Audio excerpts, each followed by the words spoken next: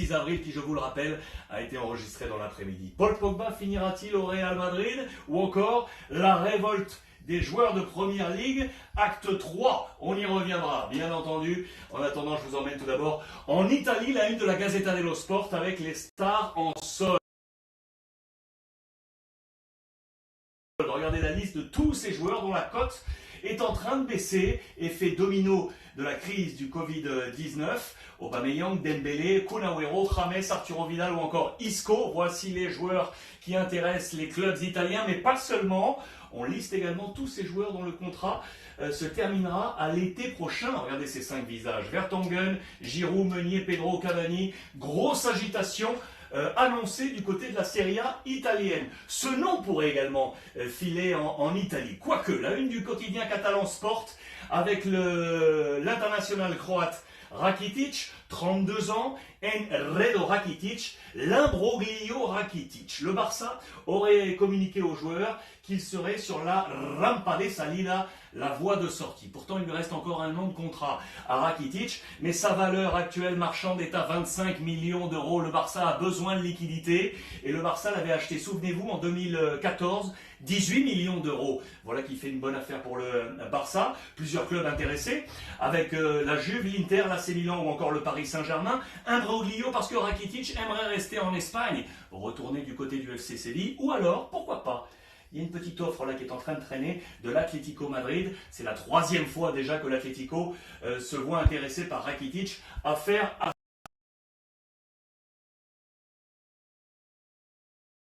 suivre. On reste en Espagne avec cette information majeure. Le syndicat des joueurs, pour l'instant, refuse toujours le chômage partiel. On veut s'assurer notamment des conditions sanitaires. Dans le même temps, si on reste sur les informations Barça, sachez que ce chômage partiel, RT, a lui été accordé au Barça par le gouvernement espagnol via la Generalitat, le gouvernement catalan, pour les sections basket, hockey, handball ou encore football salle. On ne parle pas du football. On est là dans le même cadre que l'association des joueurs. L'accord avait été trouvé directement, en privé, entre le club et les joueurs. Je vous rappelle ce cadre. Moins 70% de la masse salariale, ce qui représente 5,75% par mois. Les joueurs y ont ajouté 2% pour permettre au Barça de payer tous les employés du club à 100%. Le beau geste des joueurs catalans pour assurer ainsi la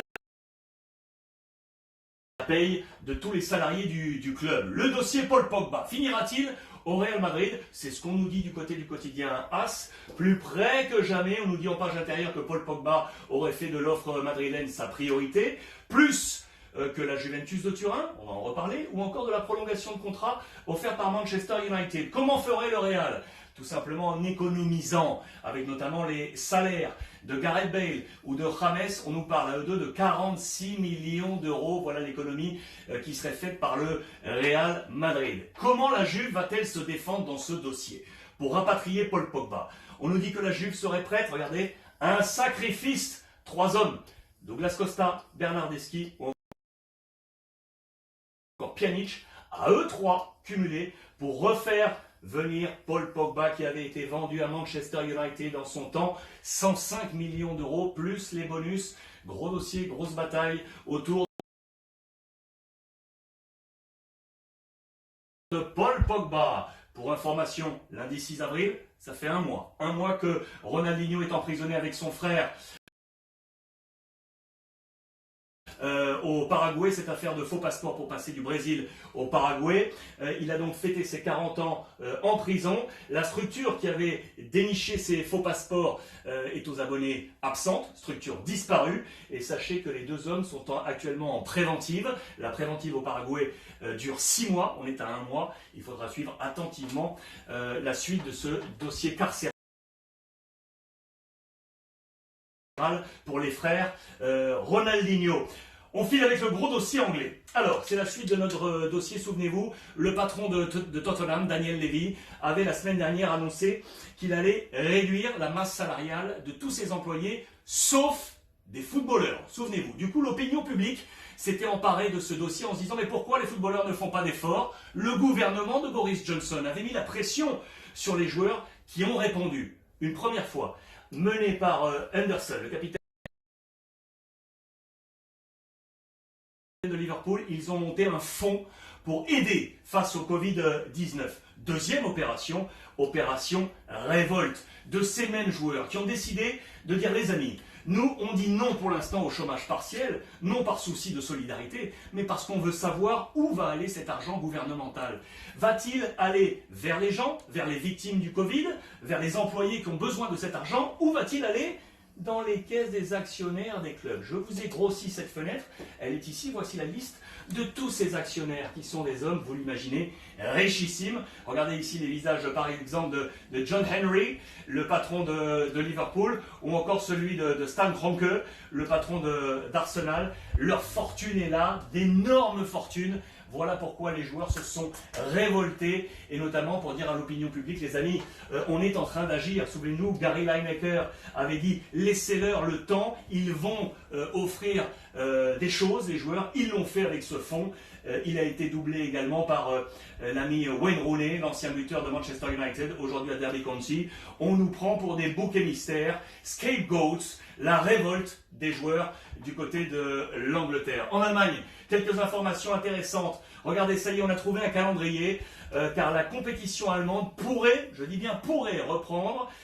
Les entraînements reprenaient aujourd'hui, sur la pelouse, vous m'entendez bien, sur la pelouse. Information ici en encadré du côté du Bayern Munich.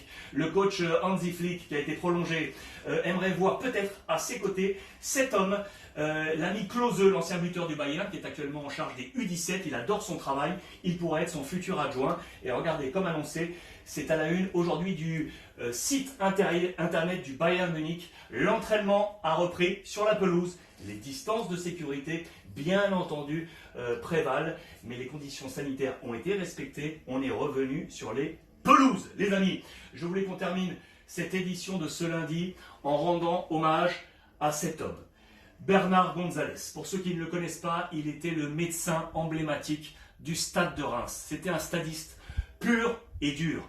Bernard a choisi de se donner la mort hier. Il avait été testé positif au Covid-19. Il n'est plus. Il a choisi de partir. On va garder ce visage, ce sourire, cette bonne humeur. Plus de 20 ans, 23 ans au club, qui a bien entendu le Stade de Reims avec la parole du président Caillot, rendu hommage à ce grand bonhomme et rendu hommage à toute sa famille. Je voulais qu'avec lui on termine cette édition. Merci une nouvelle fois à vous tous de votre fidélité. Restons confinés, respectons les soignants et l'ensemble de ces malades, il le faut, et profitez des vôtres.